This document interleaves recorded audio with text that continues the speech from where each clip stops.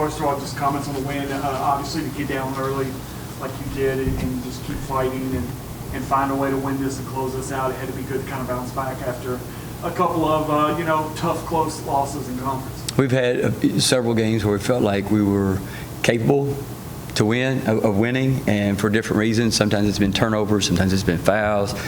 The last game, it was really defense, and so it was good to come out in that second half and respond. The first half, we probably would have been better off to just let them shoot, because they were 55% from the field, and the defense was very porous and non-existent, and we talked about that a lot at halftime, and I was proud of how they came back and kept the defensive pressure without fouling. That was key, and to be able to do that, that's a step of growth for a young team in the right direction.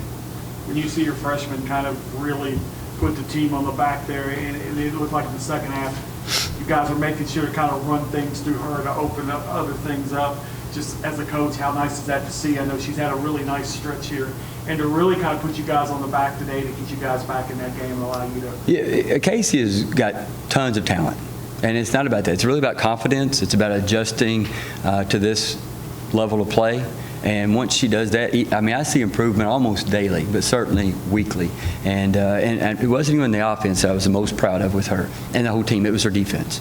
She sat down, stayed in the stance, stayed in front of the ball, got over screens when she could, communicated on defense. That's what we work on all the time. That's what we have breakdowns sometimes. And so I was really proud of not just of her. Josie Gilvin did that as well, got up on the ball as well. Lexi Mead, Teresa Faustino was great for a long stretch on the ball, playing good pressure defense, and so we have to do that. We've got to continue to be a sound defensive team, and we work on it every day, but sometimes it's easy to get caught up because you guys want to talk about the points that they scored, and their parents all want to see their points that they scored, and so to get somebody to buy in, to be to sacrifice yourself a little bit and pour your effort into playing team defense, sometimes that goes against what we're hearing off the court. And so I was real proud of how they responded in the second half with just great team defense. And you mentioned that defense.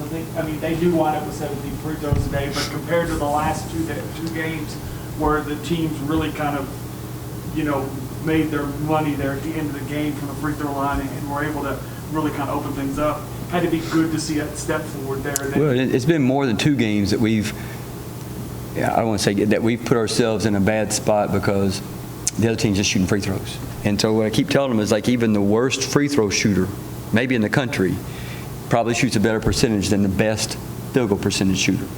And so you can't play defense at the free throw line. And so we've got to continue to work on doing the right things on defense and keeping that pressure, whether it's full court or half court, and just making sure that we're not giving the game away at the free throw line. And sometimes you're going to foul. I feel like there were several times that we had a chance to get a rebound. They had 11 second chance points, I think, in the first quarter.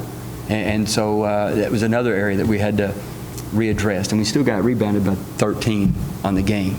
But I felt like overall our intent, our effort to box out and rebound was better. Not as good as it needs to be, especially for a small team. But I'll take the defensive improvement today. It also seemed like Keisha's penetration offensively really kind of opened things up where you wanted with 10 threes. You had some big threes there where you were able to take the lead and extend it there too. Yeah, and Maya hit some big ones. I thought even Jalen Foster had a good look there at the top of the key. She had time, that's her shot. That's the one she practices. So, we got somebody that can break the defense down like a Casey does. That puts a lot of stress on the defense because we've got several kids that can shoot the three. Now, we've not been shooting as a percentage that we are capable of, but we're getting closer. Was there a specific point in the game where you realized that you all could be aggressive driving to the hole with Casey like that? Was there a specific point where you're like, okay, we're going to keep doing this, and we sense it keep working?